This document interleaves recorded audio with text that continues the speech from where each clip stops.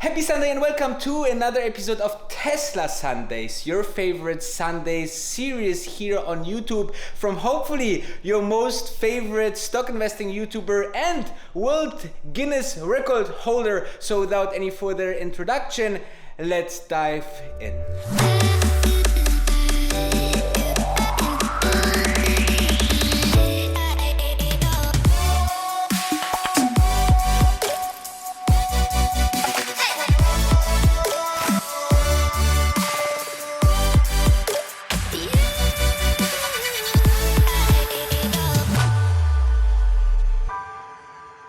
So welcome to this part of this episode where I'm telling you everything what will be inside this series. Okay, so first of all, I want to make sure that we are cracking something today. We should crack the record of the most liked Tesla Sundays video, and I would like to ask you something that doesn't cost you any money and not even any time, and for me means the world, by smashing, absolutely, smashing that like button on this episode, and we should crack 2,000 likes to be number one liked Tesla Sundays episode. However, we will talk about today about the stock performance of the last 7 days, obviously. Then we will dive into the chart, and then we will dive into one of the most important tools for Tesla to become the $5 trillion company, right? 10x from here. We hope so, as investors. It will take some time for sure,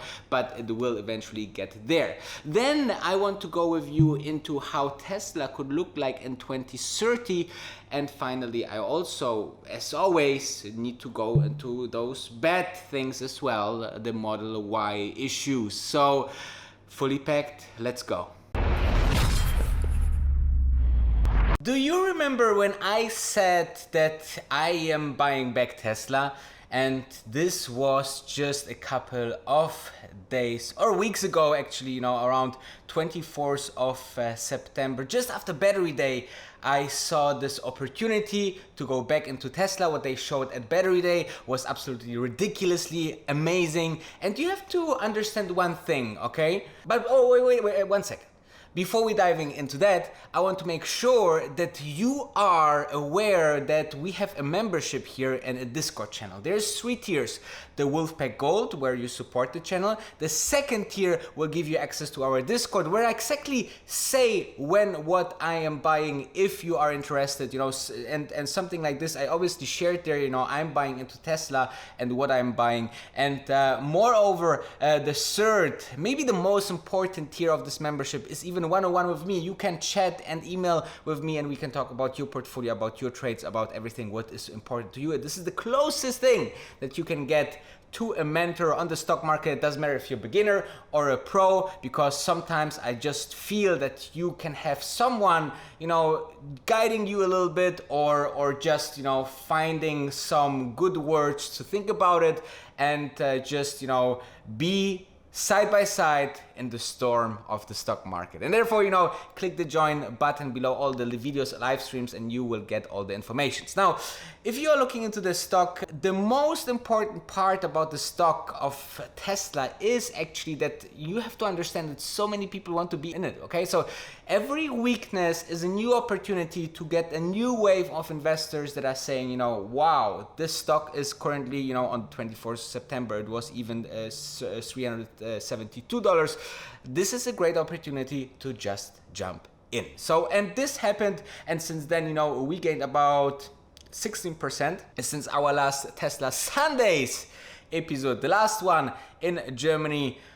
We didn't, move that much, but 2% all in all in the week. The first part of the week was a little bit weak, but then, the stronger part then came with 5% or 5.5% in the second part of the week. So I'm super excited. I hope you too. Let's dive into the chart if we can see something very interesting that we should be aware of.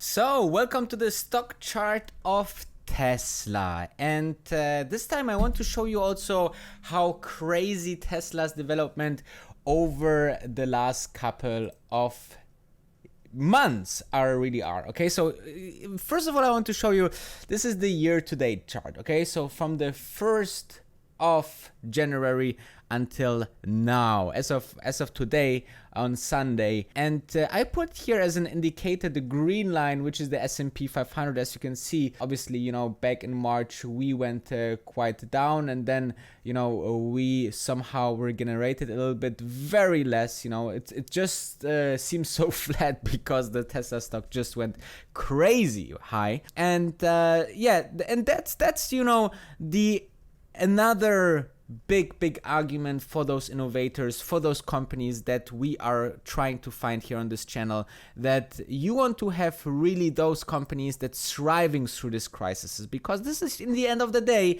your best insurance about a crash, right? A company or a whole market can crash, but if they are already set up for the future, they have a pretty better run and recovery than all the other companies that are still, you know, in the past, right, with their internal combustion engines and so on, because they have to spend double. They have to somehow recover their main business, and on the other side have to invest into the new electric vehicle business. But here you can see also about the chart, if we are diving now here in the moving average, the 50-day moving average, it's seeming here nicely to give us a nice support in lines. So here you can see that we are nicely bouncing off here from the September low, since recently when we touched the 50 moving average. Then the 200 moving average is obviously also giving us you know, one direction. This is up. From an RSI point of view, you can see here that we are not in an overbought situation. We were maybe here back in the end of August when we reached $500 per stock, and then we were here at somewhere around 80, 87 maybe, right? But this then came down, and we are somewhere now at 55, which is totally fine. As you can see also here, are around the Bollinger bands, upper level and down level, we are somewhere in the middle. So everything looks pretty good, I have to say. I really like that. Let's remove here the S&P 500 so we see the numbers here. We are currently somewhere at 433. I said in the previous vlog that I believe that Tesla should be at this point a $500 company, so 20% upsides approximately, and it's not exactly 20, but it's maybe 16, 17. So I think that's really interesting. So if you want to invest short term or even long term, I think Tesla is always a nice company. And as you can see here, clearly, you know, one direction, one trend that is going up here. Let's see how this moves further, you know. But as you can see, you can say, okay, here you have this channel can be forward going, and then, you know, if we're just moving inside this, then $500, you know, in the end of the year, right? Let's say here the first, where is it here? Let's say end of 2020, if they stay at this pace here, I think that with some good news also and the overall market doing well, the lowest point that you can see for Tesla stock can be 553. So in this case, it looks all very brilliant. Let's move to the next topic. If you know that Tesla is a valuable company and you say maybe it's overvalued, I want to show you something. Google bought Waymo for $100 billion, which is a huge amount. And even Elon Musk in this tweet said that Waymo is amazing, right?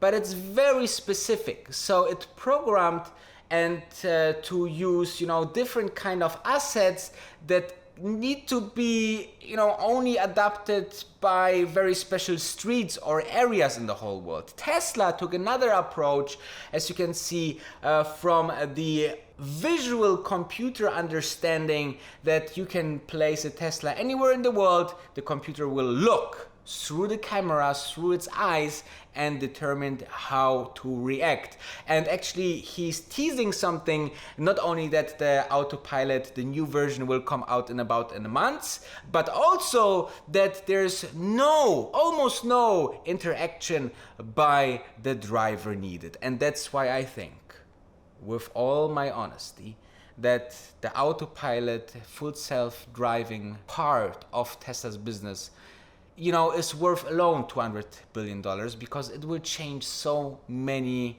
industries, guys. Self-driving, taxi business. You will see maybe retail, guys. Imagine the following. I got this by a very, very big professor who specialized in very accurate as well into the future. And he said, imagine when you will have self-driving cars with very, very low maintenance, with very, very, basically no cost, because electric cars will be so cheap that, for example, Starbucks will have a free bus in your city.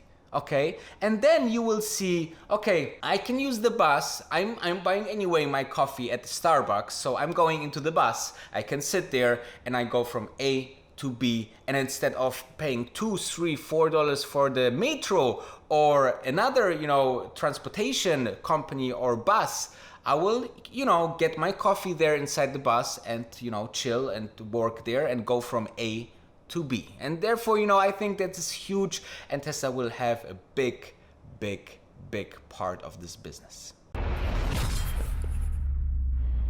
Actually, when talking about the future, we are always looking into a time frame of 5, 10 to 15 years.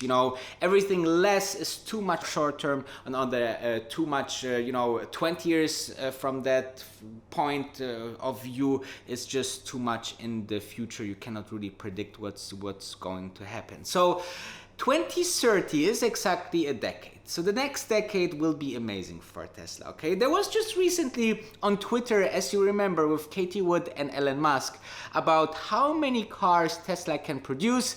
And, they talked about somewhere north 30 million cars, 30 million Teslas. This is, unimaginable from now. But if you're thinking that, in 3 to 5 years, or maybe in 3 years, we will have already the $25,000 car by Tesla, then, and I think it will be much faster. I think like we are talking about like 2 years from now, because then the battery tech will be there, and we can scale, and the productions of the cars will be just incredible, scalable, and in a huge quantity.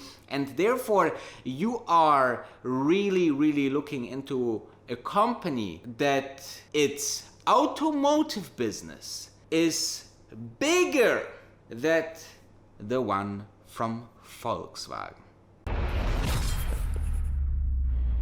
So as you know, Tesla is about fast growing. Now, sometimes make the decision, fast grow is more important than the highest possible quality. This was the motto of the last couple of years for Tesla. Now, however, you have to also see the other side, because if you have a lot of issues with your cars, then you are actually, need to rectify those issues, which cost money and personal. So if you are asking myself, I think Tesla is finding somewhere the right balance between both, because the cars are, let's say, physically quality good to drive, right? I mean, all the physical small details will have an impact on the opinion of the buyer, but all the other thing, like the digitalization of the car, the cool features, the fastness, everything is absolutely blowing everyone away. And therefore you are saying, yeah, okay, small physical issues. But if you are looking into the list of those production issues for the Model Y, the newest car in the portfolio, you are a little bit skeptic. I mean, for example, the rear back seats are sometimes not properly fixed. Well, that's quite significant, right? But then you have here a problem with the seat belt, which is also not that of a great thing to have. And then obviously also a lot of paint issues, or there was an issue with other things about the car, like for example that they fixed actually a kind of part of the AC with a piece of wood that you actually buy at a supermarket for wooden things. I don't know how you called it right now, but you know what I mean, right? Department store, I think. So anyway, it's definitely a little bit do it yourself, but on the other side you have great cars in general, you have great features in general, and you have to make the decision by your own in the end of the day if this is a car for you. Let me know in the comments, do you own a Tesla and what is the quality of this Tesla?